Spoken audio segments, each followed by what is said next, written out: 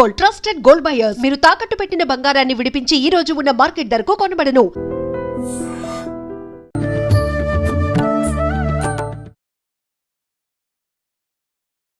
నమస్కారం, welcome to I dream. ధర్మ మార్గం విత్ విజిత కార్యక్రమానికి స్వాగతం.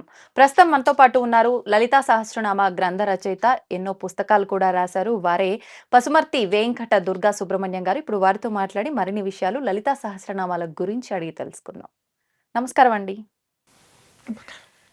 క్రిందటిసారి మనం ఒక 2-3 వీడియోస్లో మాట్లాడుకోవడం జరిగింది లలితా సహస్రనామాల గురించి, ఆవిర్భావం ఎలా జరిగింది, ఏంటి, పరివార దేవతల గురించి కానివ్వండి, ఆవరణల గురించి కానివ్వండి.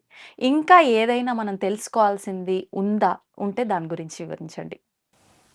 అసలు లలితా సహస్రనామ స్తోత్రం గురించి క్రిందటిసారి నా గురించి ఇంట్రొడక్షన్, దీని గురించి ఓవరాల్గా చెప్పుకున్నాను తప్ప అసలు లలితా సహస్రనామ స్తోత్రం ఏమిటి,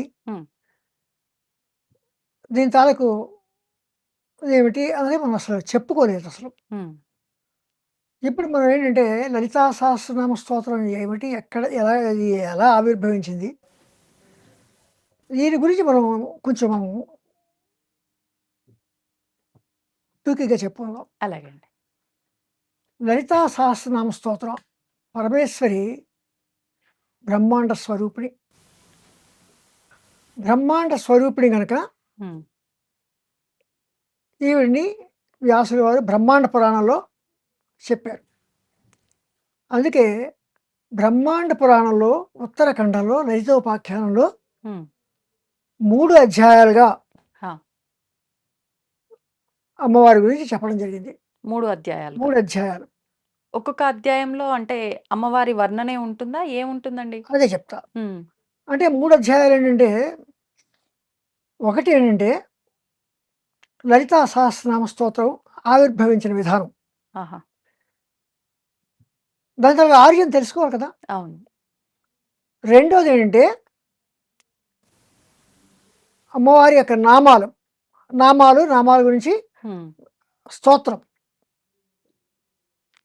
మూడో అధ్యాయం ఏంటంటే ఈ స్తోత్రం చేయడం వల్ల ఫలశ్రుతి, దానివల్ల అంటే ఎటువంటి ఫలితాలు. ఇది 3 భాగాలు. ఇక్కడ ఏంటంటే హయగ్రీవుల వారు, అగస్త్యుల వారు గురు శిష్యుడు. హయగ్రీవుల వారు గురువు, అగస్త్యుల వారు శిష్యుడు. ఇంకో మాట చెప్పాలంటే అమ్మవారి గురించి దత్తాత్రేయ స్వామి వారు చెప్పారు, దత్తాత్రేయుల వారు చెప్పారు, హయగ్రీవుల వారు చెప్పారు. దత్తాత్రేయుల వారు త్రిపుర రహస్యంలో అమ్మవారి గురించి చెప్పారు. ఆ చెప్పింది ఎవరికి చెప్పారంటే పరశురాముడికి చెప్పారు. అది త్రిపుర రహస్యం. ఇక్కడ హయగ్రీవుల వారు అగస్త్యుల వారికి అమ్మవారి గురించి, ఇక్కడ కూడా అమ్మవారి గురించే చెప్పారు. అక్కడ అమ్మవారి, ఇక్కడ అమ్మవారి. చెప్పిన వాళ్ళు ఎవరు? సాక్షాత్తు విష్ణు స్వరూపం, విష్ణు అంశ. దత్తాత్రేయ స్వామి వారిలో కూడా విష్ణు అంశ ఉంది. ఈయన సాక్షాత్తు విష్ణుమూర్తి యొక్క అవతారమే. కానీ చెప్పింది అమ్మవారి గురించి. ఇంతకుముందు ఒకసారి మీరు అడిగారు, బ్రహ్మ విష్ణు మహేశ్వరుల సృష్టి స్థితి లయలకు కారకులు కదా అన్నారు. ఇంతకుముందు ఒకసారి అడిగారు నన్ను. అడిగినప్పుడు ఏం చెప్పానంటే వారికన్నా ముందు ఆది పరాశక్తే అని చెప్పి అప్పుడు నేను చెప్పడం జరిగింది. ఇప్పుడు అందుచేతనే ఇక్కడ వీరు అమ్మవారి గురించి అక్కడ దత్తాత్రేయ స్వామి, తర్వాత ఇక్కడ హయగ్రీవుల వారు. ఇప్పుడు ప్రస్తుతం మనం చెప్పుకునేది ఏంటంటే హయగ్రీవుల వారు. అసలు హయగ్రీవుడు ఎవరు? ఈయన శ్రీ మహావిష్ణువు యొక్క అవతారాల్లో ఒక అవతారం. అశ్వారణ మహాబుద్ధి అని అగస్త్యుల వారు సంబోధించారు. ఎవరిని? అశ్వారణ మహాబుద్ధి అని అగస్త్యుల వారు హయగ్రీవుల వారిని సంబోధించారు. అశ్వానన అంటే అశ్వము యొక్క శిరస్సు కలిగిన ఓ మహాత్మ, పరమాత్మ.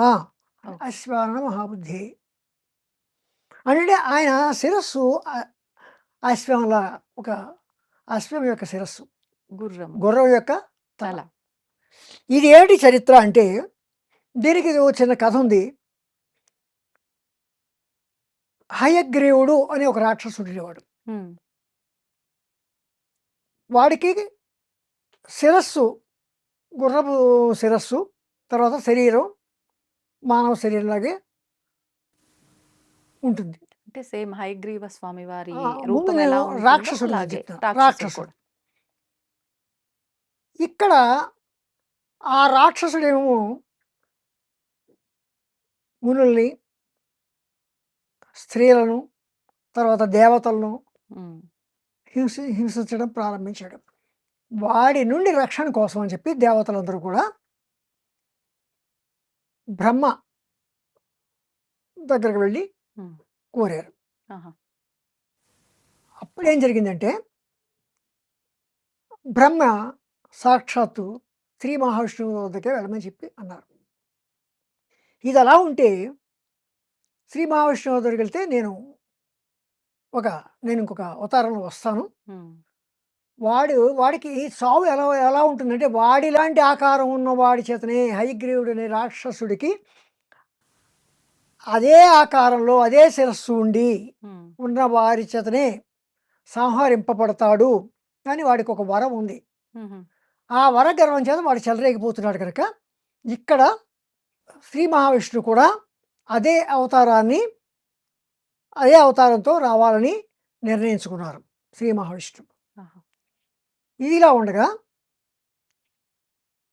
దీనికి వచ్చి ఇంకొక చిన్న కథ కూడా ఏం చెప్పారంటే శ్రీ మహావిష్ణువు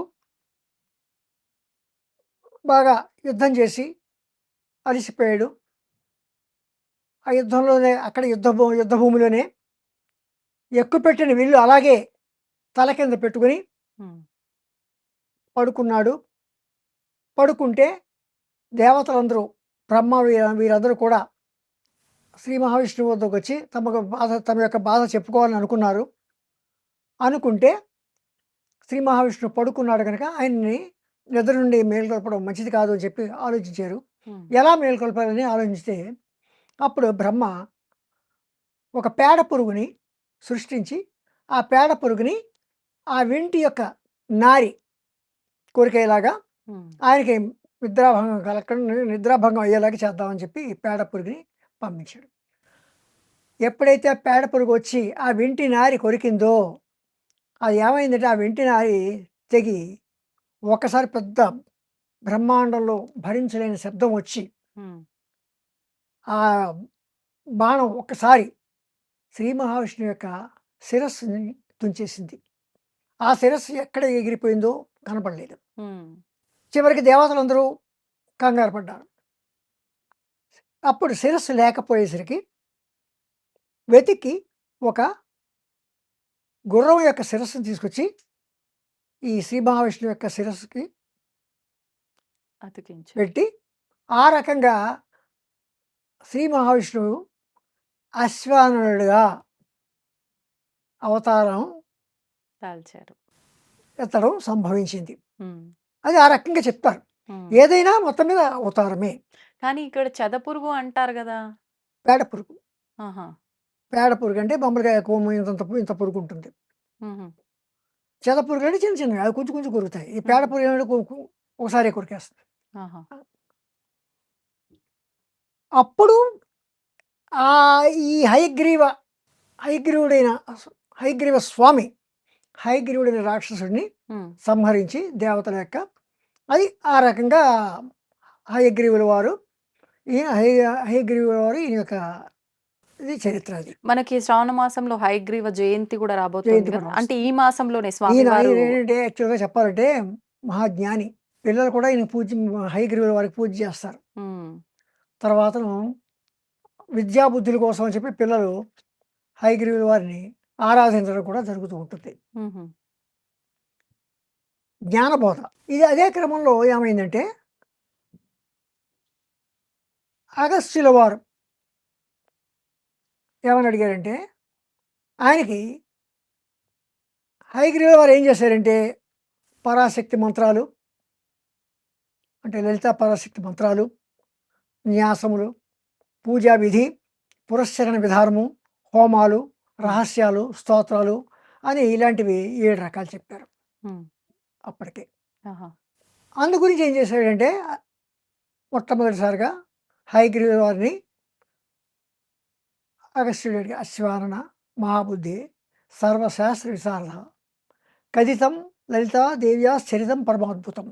ఓ శ్రీ విద్యోపాసక శిష్యుడైన ఏమంటాడు, సకల శాస్త్ర విశారద హయగ్రీవ స్వామి అత్యంత ఆశ్చర్యకరమైన శ్రీ లలితా పరాశక్తి యొక్క ఉమ్, మంత్రాలు, న్యాసాలు, పూజా విధి, పురస్చరణ విధానము, హోమాలు, రహస్యాలు, స్తోత్రాలు ఇవన్నీ నాకు చెప్పారు.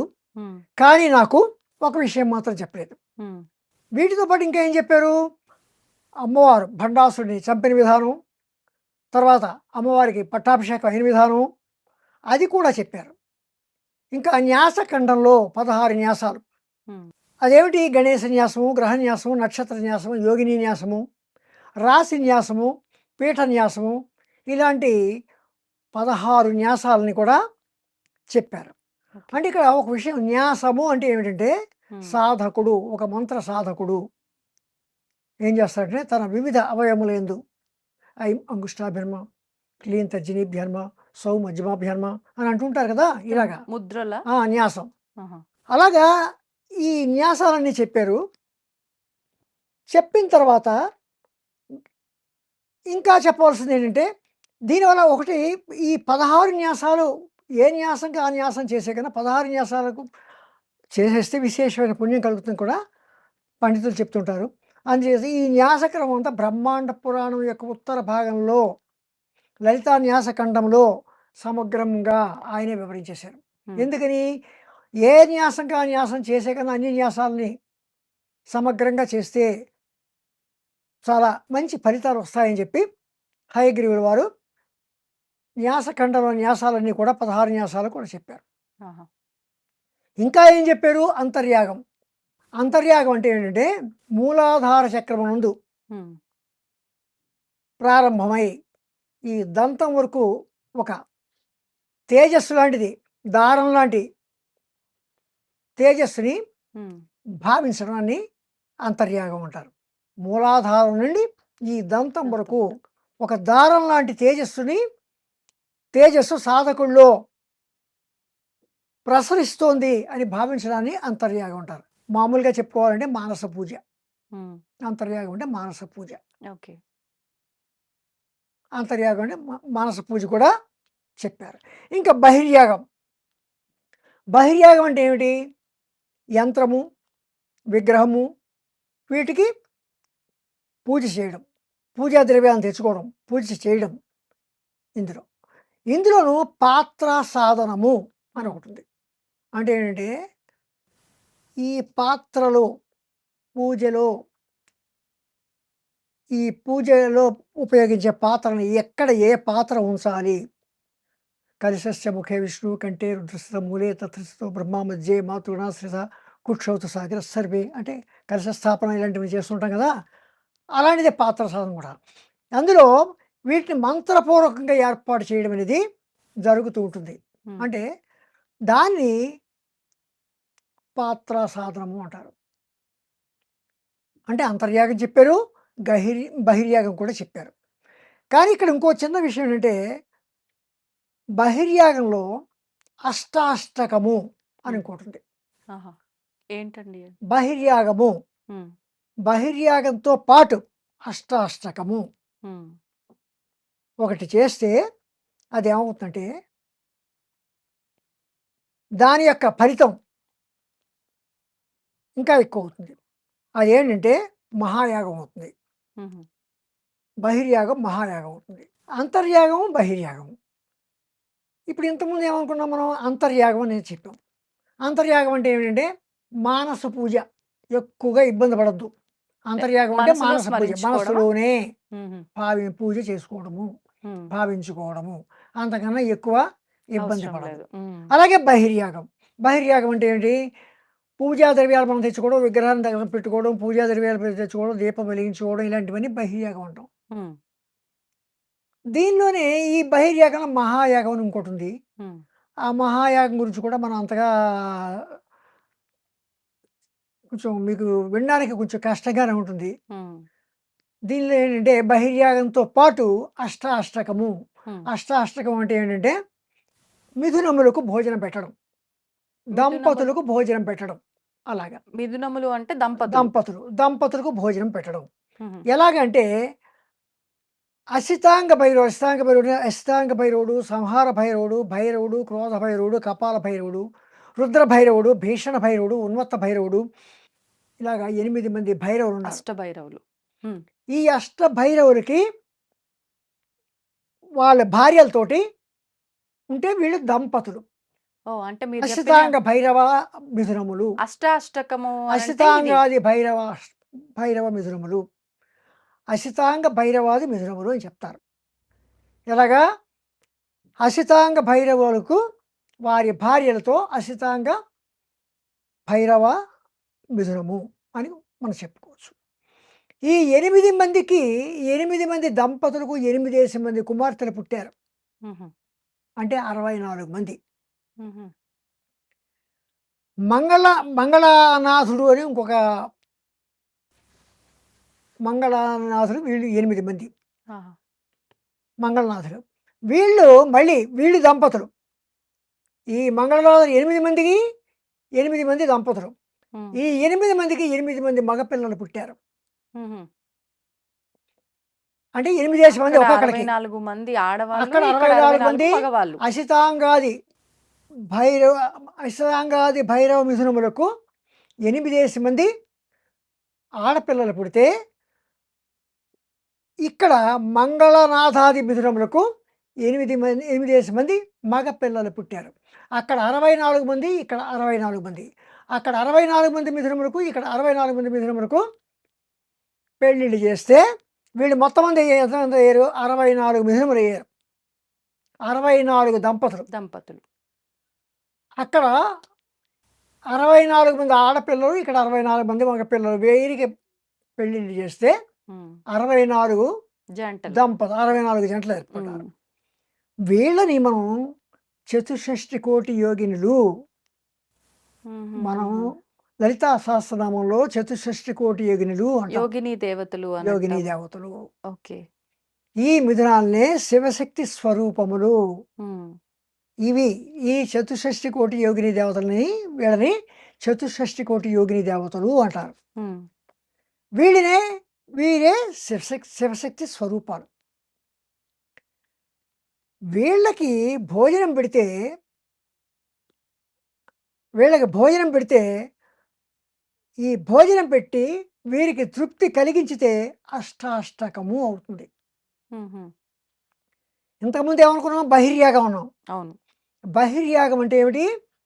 మామూలుగా విగ్రహాన్ని పూజ చేసుకోవడం, విగ్రహంలో తర్వాత లేదా ఒక యంత్రాన్ని పూజ చేసుకోవడానికి ఏమేమో తెచ్చుకున్నాం, అక్కడ పువ్వులు అన్నీ తెచ్చుకుని పూజ చేసుకుంటాం. అంటే మనం ఉపచారాలతో ఆ. చేసే పూజా విధానం. దాంతో పాటు అష్టాష్టకము అంటే ఏమిటంటే అసితాంగ భైరవాది మిథునములకు, హ్మ్. అంటే అసితాంగ భైరవులు 8 మంది ఉంటే ఆ 8 మంది దంపతులు వారి భార్యలతో 8 మంది దంపతులు ఉన్నారు. అంటే ఈ 108 మంది ఆ యోగిని 8 దేవతలు. మందే 8 వాళ్ళకి 8 మంది ఆడపిల్లలు పుట్టిన 8 మంది 64 మంది ఆడపిల్లలు. అంటే ఈ మిథునములకు ఈ చతుషష్టి ఈ చతుషష్టి యోగినులకు భోజనం పెడితే హ్మ్. అది అష్టాష్టకము. ఓకే. అంటే ఎటువంటి భోజనం అంటున్నారు? ఎటువంటి నైవేద్యం నివేదన మామూలుగా చేయడమే భోజనమే. భోజనము అంటే? ఆ! వాళ్ళకి భోజనం పెడుతున్నాం. దంపతులను పిలిచాము. మన ఇంట్లో కూర, పప్పు, చారు అన్నీ చేసాం. భోజనం పెట్టాము. వాళ్ళకి వాటితో పిండి వంటలు కూడా పెట్టాము. హ్మ్. అలాగా అసితాంగాది భైరవులకు పుట్టిన 8 మంది పిల్లలు, ఆ 8 64 మంది మిథునములకు, ఈ 64 మంది మిథునములకు భోజనం పెడితే వారికి తృప్తి కలిగితే హ్మ్. అది అష్టాష్టకము అనబడుతుంది. ఓకే. అటువంటి అష్టాష్టకాన్ని ఈ బహిర్యాగంతో అష్టాష్టకాలు జరిపితే మహాయాగము అని చెప్పబడుతుంది. అది కూడా నాకు చెప్పావు స్వామి. పూజాఖండంలో ఉన్న హ్మ్. మహాయాగ క్రమం కూడా నాకంతా చెప్పావు. పురశ్చరణ ఖండేతు జపలక్షణ మీరితం. జపలక్షణము, జపము చేసేవారికి పురస్చరణ ఖండము అనేది ఒకటి ఉంది. ఉమ్, అది ఏమిటంటే జపము, హోమము, తర్పణము, అభిషేకము, తర్వాత భోజనము, సమారాధనము, ఇవి 5 ఉంటాయి. ఉమ్, ఈ 5 అంటే ఏంటి? జపలక్షణానికి ఉన్న 5 పురస్చరణ ఖండం ఉంటాం. ఏమిటి? జపం, హోమం, తర్పణం, అభిషేకం, భోజనం. ఉమ్. అంటే ఎందుకు? సిద్ధి పొందడం కోసం, ఆ మంత్ర సిద్ధి కోసం, ఆ జపం సిద్ధించడం కోసం పురస్చరణ చేస్తారు. అంటే ఇది అందరూ చేయాల్సిన అవసరం లేదు. మంత్రదీక్ష ఎవరైతే తీసుకున్న మంత్రదీక్ష వాళ్ళు పొందారో, మంత్రదీక్ష పొందిన వారు, చేయాల్సి అంటే ఇక్కడ చెప్పేది ఏంటంటే హయగ్రీవుల వారితో అగస్త్యుల వారు నాకు ఇవన్నీ చెప్పారు. ఓకే. నాకు లలిత ఇంత ఇంత గొప్ప విషయాలని చెప్పారు. హోమద్రవ్యాలు ఎక్కడ పెట్టాలో చెప్పారు. ఉమ్, అలాగే పాత్రలు ఎక్కడ పెట్టారో చెప్పారు.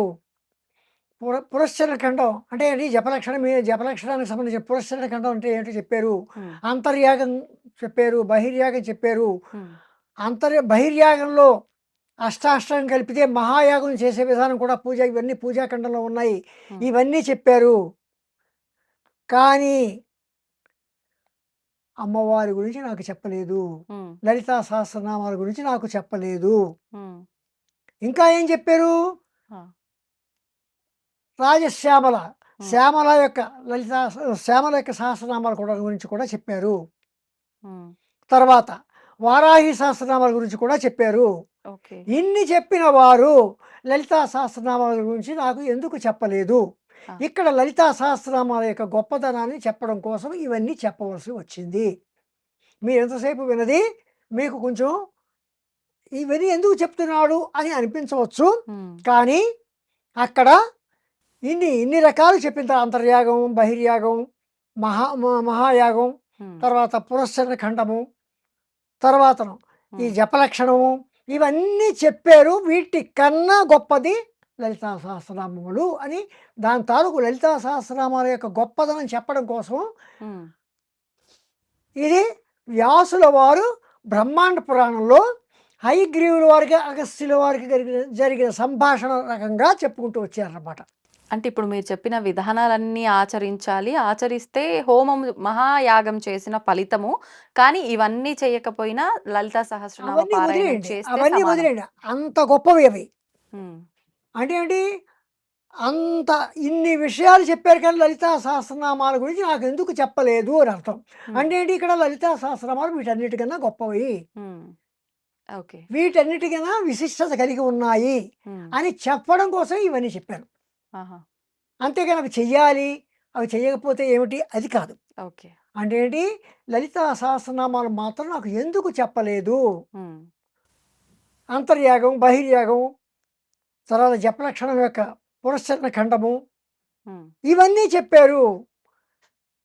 కానీ నాకు ఈ లలితా సహస్రనామాల గురించి ఎందుకు చెప్పలేదు ఉమ్, అని హయగ్రీవుల వారిని ఉమ్, అగస్త్యుల వారు అడిగారు. ఓకే. అంటే ఇవన్నీ చెప్పడం ఎందుకంటే ఇన్ని విషయాలు చెప్పారు కానీ లలితా సహస్రనామాల గురించి ఎందుకు చెప్పలేదు ఉమ్, ఉమ్, ఉమ్, అంటే లలితా సహస్రనామాల యొక్క విశేషాన్ని, విశిష్టతను చెప్పడం కోసం ఇవన్నీ చెప్పాను అనమాట. ఓకే.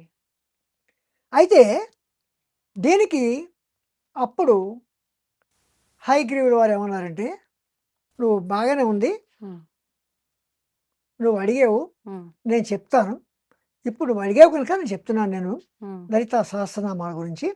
కానీ చెప్పేటప్పుడు మాత్రం నువ్వు ఒక్క ఒక్క విషయం మాత్రం అడుగు, ఉమ్, బాగా జ్ఞాపకం ఉంచుకో. నీకు అర్హత ఉంది, నీకు యోగ్యత ఉంది. ఏం చదువు? నాకు యోగ్యత లేదా అని కూడా అడిగాడు, ఆహా. నాకు అర్హత లేదా అని కూడా అడిగాడు. అంటే చెప్పలేదు కాబట్టి ఇవన్నీ వినే చెప్పారు కానీ నాకు మమ వా యోగ్యత నాస్తి శ్రోతుం నామ సాహసకం కిమర్థం భవతానోక్తం తత్రమే కారణం వద. ఉమ్, మమ వా యోగ్యత నాస్తి శ్రోతుం నామ సహస్రకం. ఈ సహస్రనామాలు, లలితా సహస్రనామాలు వినడానికి నాకు యోగ్యత లేదా? కిమర్థం భవతానోక్తం తత్రమే కారణం వద. ఉమ్, అంటే ఎందుచేత నాకు చెప్పలేదు? తత్రమే కారణం వద, నాకు ఆ విషయం నాకు చెప్పండి ఉమ్, అని అడిగారు. ఇంతంత గొప్ప విషయాలని చెప్పారు కదా, నాకు ఎందుకు చెప్పలేదు ఉమ్, అని హయగ్రీవుల వారిని అగస్త్యుల వారు అడిగారు. ఓకే. అప్పుడు హయగ్రీవుల వారు అగస్త్యుల వారితో ఇలా అంటారు: లోపాముద్రాపతేగస్య సావధాన మనస్సుడు నామ్నాం సహస్రం ఎన్నోక్తం కారణం తద్వదామితే. నీకెందుకు చెప్పలేదు నేను చెప్తాను మీరు. ఉమ్, ఇంత ఇంత ఇవన్నీ చెప్పిన వాడి నీకు ఇది ఎందుకు చెప్పలేదు అంటే, వీటన్నిటికన్నా విశిష్టత ఉంది. ఆ. ఏమిటిది? లలితా సహస్రనామములు రహస్యాతి రహస్యమైనవి, అందుకే ఇంతవరకు నేను చెప్పలేదు. వీటి గురించి ప్రత్యేకించి చెప్పాలి. అవి చెప్పడం ఒక పద్ధతిలో చెప్పుకుని వచ్చేయచ్చు, కానీ లలితా సహస్రనామాలు చాలా రహస్యాతి రహస్యమైనవి, అందుకే నేను ఇంతవరకు నీకు చెప్పలేదు. నువ్వు నా భక్తుడవు, నువ్వు ఎంతో వినయంగా అడుగుతున్నావు కనుక నేను నీకు తప్పకుండా వీటి గురించి నేను చెప్తాను, విను. ఇక్కడ ఒక విషయం మనం చెప్పుకోవాలి. అగస్త్యుల వారు చాలా గొప్పవాడు. ఎంత గొప్పవాడంటే సముద్రాన్ని అవపోసలు పెట్టేశాడు. మీరు విన్నారు లేదు, సముద్రాన్ని ఆయన అవపోసం పెట్టేశాడు, ఇలా పట్టుకుని తాగేశాడు. ఎందుకు తాగాడు అని ఒక విషయం చెప్పుకోవాల్సి వస్తే, కాలకేయులైన రాక్షసులు, రాక్షసుల పని ఏంటి? మునుల్ని, స్త్రీలను, దేవతలను, ఒక మంచి కార్యక్రమాలు చేసే వాళ్ళని హింసించడం రాక్షసుల యొక్క పని. అదే పని ఈ కాలకేయాలు కూడా చేస్తున్నారు. ఈ రాక్షసులు అలా చేస్తున్నారు. వీరి బాధ భరించలేక ఈ కాలకేయుల యొక్క బాధ భరించలేక ఈ దేవతలందరూ కూడా ఏం చేశారంటే విష్ణుమూర్తి దగ్గరికి వెళ్ళారు. విష్ణుమూర్తి దగ్గరికి వెళ్ళి, మా బాధని చెప్తున్నాను, మాకు ఇలా ఉంది, కాలకేయుల వల్ల మాకు ఇలాంటి ఇబ్బందులు కలుగుతున్నాయి అని చెప్పి విష్ణుమూర్తిని వారి యొక్క బాధను చెప్పుకున్నారు. అప్పుడు విష్ణుమూర్తి ఏం చెప్పాడంటే, వీళ్ళు కాలకేయులు రాత్రి మాత్రమే బయటకు వస్తారు, పగలంతా సముద్రంలోనే ఉంటారు, ఏదైనా చడి విన్నారా కూడా సముద్రంలోకి వెళ్ళిపోతారు, వాళ్ళని వాళ్ళు రక్షించుకోవాలంటే సముద్రంలోకి వెళ్ళిపోతారు. కనుక ఆ సముద్రాన్ని ముందు అక్కడి నుంచి ఖాళీ చేయాలి, ఆ నీరుని మొత్తం అంతా అక్కడి నుంచి తీసేయాలి, తీసేస్తే ఆ కాలకేయులు బయటపడతారు. అయితే సముద్రం అంటే చిన్న ఒక చెంబుతో తీసేస్తామా, లేదా ఒక బకెట్తో తీసేస్తామా, ఎలా తీసేస్తాము? అంత నీరుని ఎలా తీయాలి? కనుక ఇందుకు సమర్థుడు ఒక అగస్త్యుడు మాత్రమే ఉన్నాడు. అంటే అగస్త్యుల వారి గురించి అప్పటికే తెలుసు. అగస్త్యుల వారు ఏదో ఉపాయంతో ఈ నీటిని మొత్తం అక్కడి నుంచి తీసేయగలడు. అంటే అగస్త్యుల వారు అలాగే చేస్తారని కాదు, ఆయన అలాగే అగస్త్యుల వారు ఏదో రకంగా ఆ నీటిని అక్కడిని తీయడానికి ఏదో రకంగా ఉపాయం పన్నుతాడు అని మీరు అగస్త్యుల వారి దగ్గరికి వెళ్ళి మొరపెట్టుకోండి అని విష్ణుమూర్తి దేవతలందరినీ అక్కడికి పంపించాడు. దేవతలందరినీ పంపిస్తే అక్కడ దేవతలందరూ కూడా అగస్త్యుల వారికి మొర పెట్టుకుంటే అగస్త్యుల వారు ఏం చేశారంటే దోషుల్లోకి మొత్తం సముద్రాన్ని అంతా తీసుకుని తాగేశాడు.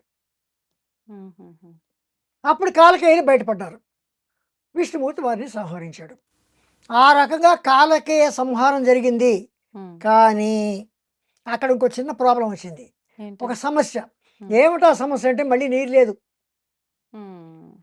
జలచరాలకి విపరీతమైన ఇబ్బంది కలుగుతోంది. సముద్రం ఇంకిపోతే బావులు ఇంకిపోతాయి, బావుల్లో నీరు ఉండదు, చెరువుల్లో నీరు ఉండదు, నదుల్లో నీరు ఉండదు. కనుక ఇప్పుడు మళ్ళీ సముద్రంలోకి ఆ నీరంతా వచ్చేయాలి. అంటే ఎవరు? మళ్ళీ అగస్త్యుల వారే నీరంతా తాగేసి నీరంతా వదిలేయాలి. అప్పుడు ఆయన ఏం చేశారంటే మళ్ళీ దేవతల యొక్క అభ్యర్థన మేరకు ఆ నీటిని అంతటిని తన మూత్ర ద్వారం ద్వారా వదిలేశారు. అవునా? మూత్ర ద్వారం ద్వారా వదిలేశారు. అందుకే అంటారు సముద్ర నీరు ఉప్పగా ఉంది అని ఒక మాట అంటూ ఉంటారు. అది కూడా ఒక కారణం కావచ్చు, సముద్ర నీరు ఉప్పగా ఉండడానికి. అంతటి గొప్పవాడు అగస్త్య మహర్షి. అగస్త్యుడు అంతటి గొప్ప గురించి ఎక్కడుంది వివరణ? ఇప్పుడు మీరు చెప్పిన ఈ స్టోరీకి సంబంధించిన వివరణ ఏ పురాణంలో ఉంది? ఇందులో లేదు, బ్రహ్మాండ పురాణంలో చెప్పకపోయి ఉండొచ్చు. అగస్త్యుని యొక్క గొప్పతనం చెప్పిన చోట ఉంది. ఓకే.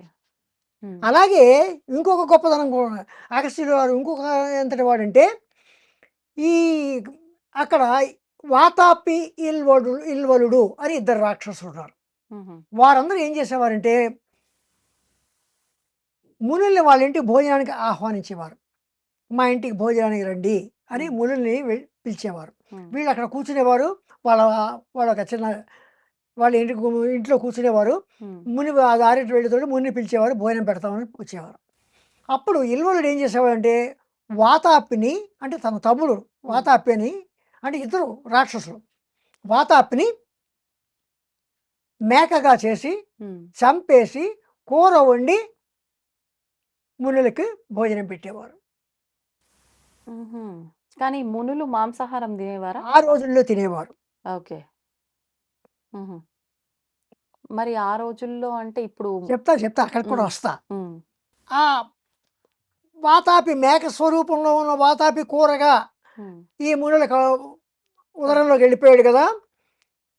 మునులు తినేసేవారు. తినేసి వాళ్ళు విశ్రాంతి తీసుకునేవారు. అక్కడే విశ్రాంతి తీసుకుంటే ఇల్వలుడు ఏమన్నాడు, ఒరే వాతాపి రారా భోజనం చేద్దాం రా అని పిలిచేవాడు. ఈ మునులకు కడుపులో ఉన్న వాతాపి తిరిగి బతికి బయటకు వచ్చేసి ఆ ముని పొట్ట తీసుకుని వచ్చేస్తే ముని చచ్చిపోతే వీళ్ళిద్దరు కలిసి ఆ మునిని ఆరగించేసేవారు. ఇలా జరుగుతుంది. అంటే ముని యొక్క మునుల్ని ఈ రకంగా చంపేస్తున్నారు. చంపుతూ ఉంటే అప్పుడు మళ్ళీ వీళ్ళ మునులందరూ ఏం చేశారంటే అగస్త్యుల వారిని మళ్ళీ మొరపెట్టుకున్నారు. ఈసారి అగస్త్యుల వారి యొక్క వంతు వచ్చింది.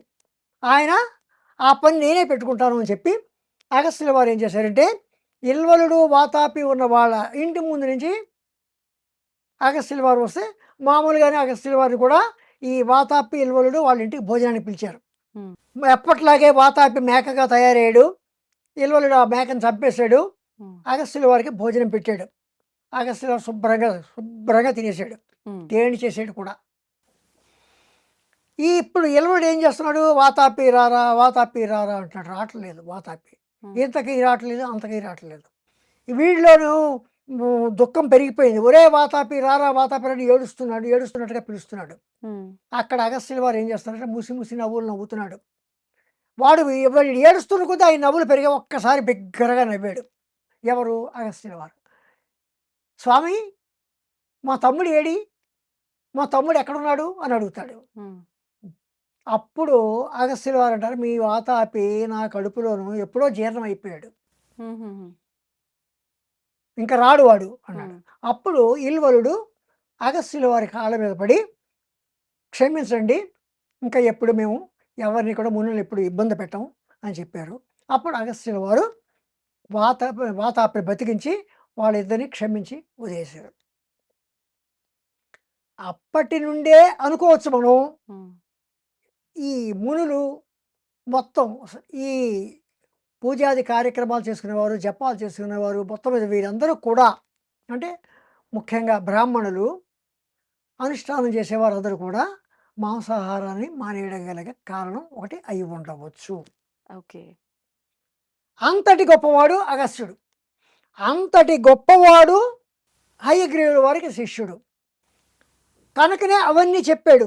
అంతర్యాగం, బహిర్యాగం ఇవన్నీ చెప్పాడు. కానీ ఇది చెప్పకపోవడానికి ఎందుకు కారణము అని అడిగితే అప్పుడు ఏం చెప్తున్నారంటే, నేను చెప్తాను, ఇది చాలా రహస్యమైనది. ఎంత రహస్యమైనది అంటే, నా శఠాయ నా దుష్టాయ నా విశ్వాసాయ కరిహిచేది. శఠుడికి, దుష్టుడికి, మూర్ఖుడికి, నమ్మకం లేని వాడికి మాత్రం చెప్పకూడదు. ఏమి చెప్పకూడదు? లలితా సహస్రనామాలు చెప్పకూడదు. ఇవి రహస్యాది రహస్యమైనవి. ఇంకా ఏమిటి? గురువు రుణం చెల్లించిన వాడు, గురువు దగ్గర చదువుకుంటున్నాడు కానీ అలాంటి వాడు కూడా, లేదా గురువు వద్ద అబద్ధాలు ఆడేవాడు, తల్లిదండ్రులు సులభ భావంతో చూసేవాడు, వీళ్ళందరూ కూడా అపాత్రులు. అటువంటి వారికి చెప్పకూడదు అని చెప్పి హయగ్రీవుల వారు కనుకనే లలితా సహస్రనామాలు నేర్చుకునేటప్పుడు వారిలో యోగ్యత ఉందా లేదా అని కూడా పరిశీలిస్తారు. ఆ రకంగా ఇవి లలితా సహస్రనామాలు రహస్యాతి రహస్యమైనవి అయి అంతటి రహస్యమైన లలితా సహస్రనామాలను జనబాహుళ్యంలోకి రావాలి. వీటి వల్ల ఈ లలితా సహస్రనామాలు పఠించడం వల్ల, స్తోత్రం చేయడం వల్ల, ఈ నామాల్ని స్తోత్రం చేయడం వల్ల అమ్మవారికి ఎంతో ఆనందం కలుగుతుంది. దానివల్ల భక్తులు ఎంతో వారి యొక్క కోరికలు తీరుతాయి. తర్వాత వారికి కైవల్యం ఏర్పడుతుంది. అందుకని అమ్మవారు ఏం చేస్తుందంటే ఈ యాగాలు, ఈ జపాలు వీటికన్నా అన్నిటికన్నా గొప్పవైన తన యొక్క నామాలను రాయమని చెప్పి తనలోని వసిని, కామేశ్వరి, మోదిని, విమల, అరుణ, జైని, సర్వేశ్వరి 8 మంది వాగ్దేవత, ఇంతకుముందు వాగ్దేవతల గురించి మనం చెప్పుకున్నాం. ఆ వాగ్దేవతలను పిలిచి ఈ లలితా సహస్రనామాలు రాయమంది. వీళ్ళు లలితా సహస్రనామాలు రాయడం కాదు, చెప్పారు. ఆ రోజుల్లో చెప్పడమే ఉంటుంది, ప్రత్యేకించి ఎక్కడో రాయడం అలాంటిది ఏమి ఉండదు. రాశారు. మణిద్వీపంలో అమ్మవారు కూర్చుంది పంచబ్రహ్మాసనం మీద. అప్పుడు బ్రహ్మ సరస్వతులు, లక్ష్మీనారాయణులు, గౌరీ రుద్రులు కోట్లాది రూపాల్లో వచ్చారు. తర్వాత దండిని అంటే వారాహి, రాజశ్యామల కూడా వచ్చారు. తర్వాత చతుర్షష్టి కోటి యోగిని గణేశ దేవతలు కూడా, యోగిని దేవతలందరూ కూడా వచ్చారు. అందరూ ఉన్నారు. ఆ సభలో ఉంటుండగా అమ్మవారు ఒకసారి వాళ్ళ పక్క చూసి, వసిన్యాసులు కూడా అక్కడ కూర్చుంటే వారి పక్క చూసి, నేను చెప్పిన పని ఏం చేశారు? ఇంతకుముందు మీరు అడిగారు ఏమిటా పని అంటే, ఏమిటా పని అంటే లలితా సహస్రనామాలు రాయమని చెప్పింది కదా, తన నామాలు రాయమని చెప్పింది కదా. అప్పుడు అమ్మవారు వాళ్ళ పక్క చూస్తే అప్పుడు వాళ్ళు శ్రీమాత శ్రీ మహారాజ్ఞి శ్రీమత్ సింహాసనేశ్వరి అని ముక్త కంఠంతో ఒక్కసారి పలికారు. అది లలితా సహస్రనామం యొక్క ఆవిర్భావం. ఇది శ్రీ బ్రహ్మాండ పురాణే ఉత్తరఖండే హైగ్రీవాగస సమాజే శ్రీ లలితా సహస్రనామ స్తోత్రం ప్రథమోధ్యాయ. ఇది ప్రథమాధ్యాయం. 3 అధ్యాయాలు ఇది మొదటి అధ్యాయం. ధన్యవాదాలండి. తవ్వుతూనే శివలింగం సరే దాన్ని అట్లా కప్పేసేయండి, చూపించదండి. Krishna is there. మూర్తి పూజ కాదు, సాక్షాత్ బ్రజేంద్ర నందన భగవాన్ ఉన్నారు మూర్తిలో. ఏమీ ఆశించకుండా ఆరాధించే వాళ్ళు కూడా ఉన్నారా ప్రభుజీ? నిజమైన భక్తి అంటే మనకు తెలియదు కాబట్టి